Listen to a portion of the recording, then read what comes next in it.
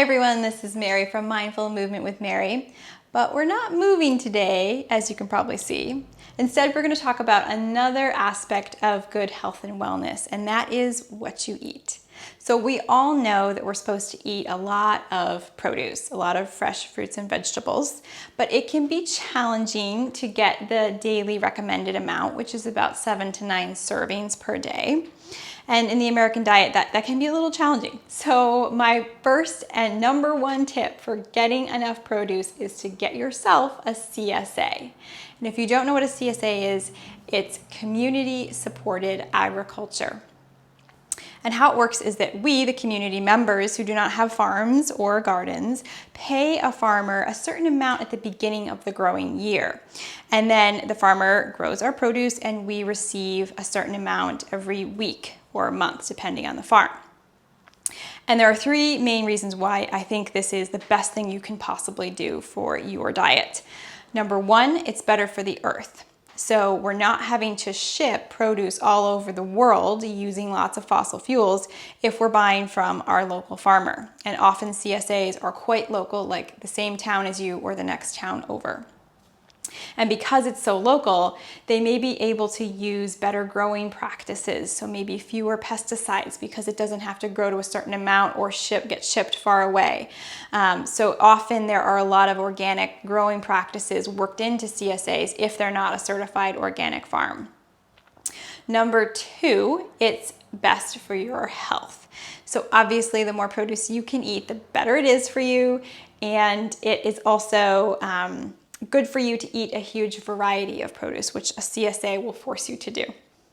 And number 3, it's better for the farmer, it's better for the local economy. So you're supporting a local business. You're sharing the risk with the farmer. You're saying, here's my money and I trust you to do this growing for me this season. And rain or shine, quite literally, I'm here for you. So that way the farmer doesn't have to struggle as much if they're having a bad year. And usually you get more than your money's worth back, in my experience. And I have had a CSA now for 13 years. So I wanted to give you a couple of tips for how to do this. So if you're on the fence and you feel like a CSA is just not going to work for you, the 2 most common things I hear is number 1, I'm not going to be able to use all this produce, and number 2, I'm going to have to eat vegetables that I don't like. And yes, both of those things might be true. So you are going to get a lot of vegetables, and you may get a lot of vegetables in a cluster. It's not going to be nicely spread out throughout the year. So like in June, you are going to get a ton of lettuce and not much else. And in July, you're going to get so many cucumbers and zucchini that you don't know what to do with them. And then maybe a ton of tomatoes and then so many potatoes. So you are going to be adjusting your diet throughout the year. But there's a lot you can do to help that. So you can blanch vegetables and freeze them if you feel like you won't get through them all in 1 week, and then they're there for you to use in the winter. And as you go along, you will experiment and you'll learn how to get through that much produce of a certain kind. So for example, this time of year, we're getting so many zucchinis and summer squashes, and you can bake with them, you can make them into sautés, you can grill them, and again, you can freeze them if you need to. So there's so much you can do, and you have the internet at your fingertips. Just look it up, or if you have questions on a specific vegetable, please post them in the comments below and I will try to answer you, because now I have a ton of different recipes for different kinds of produce. And that second concern about having to eat vegetables you don't like, yes, that may also be true. So at the beginning of all this, I didn't think I liked radishes. But when you get a giant bunch of radishes every single week, well, you have to figure out that you like them. So you will learn different recipes as you go along, and you'll figure out a way to make it palatable to yourself. So don't be afraid of something that you may have had once as a small child that didn't like, or the way that your grandmother prepared it. Chances are there's a million different ways for you to enjoy that produce.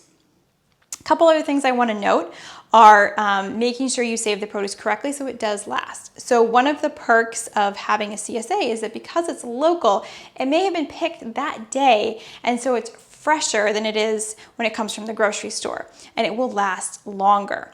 But a couple things to note, the greens do go bad fastest, so you'll want to wrap them in plastic. I know we don't like to use a lot of plastic, but unfortunately, it is the best way to preserve produce. So I just reuse the same plastic bags and wash them out in between, and then put the greens in them, tie it together and stick it in the fridge, and they will last the whole week.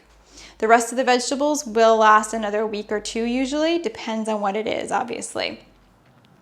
The other thing is you may notice that you're getting different varieties of vegetables than you've ever seen before.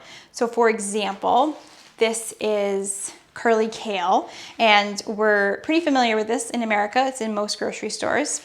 But there's other varieties of kale. There's Tuscan kale, which looks like this, and it's my personal favorite. It's really delicate and nice. And there's a third variety, which I don't have here with me this week, which is called dinosaur kale. And I'm sure there are others that I haven't even seen, but they're all kale. So you can use them the same way you would normally use curly kale. The same goes for summer squash, zucchini. So you've seen zucchinis, we're pretty familiar with those, but they also come as a yellow squash, and they also come as a yellow squash that looks like this. But it's still a summer squash, and you can use them all exactly the same way you would as a zucchini.